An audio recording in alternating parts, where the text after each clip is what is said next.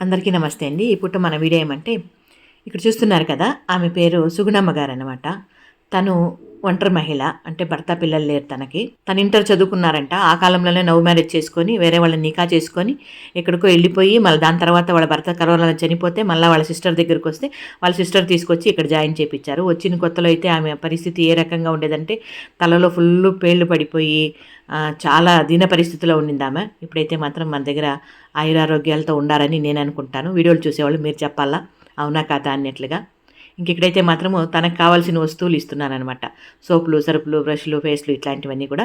ఇట్లా ఒకరొకరిదే వీడియో వాళ్ళ గురించి చెప్తూ వీడియో తీసుకొస్తాను మీ ముందుకి. మీకు ఇంట్రెస్ట్ ఉంది అంటే అందరిది వీడియో తీసి పెట్టాను. తీసుకోరండమ్మా మేము చూస్తాము, అందరి గురించి తెలుసుకుంటామంటే మీ ముందుకు తీసుకొస్తాను.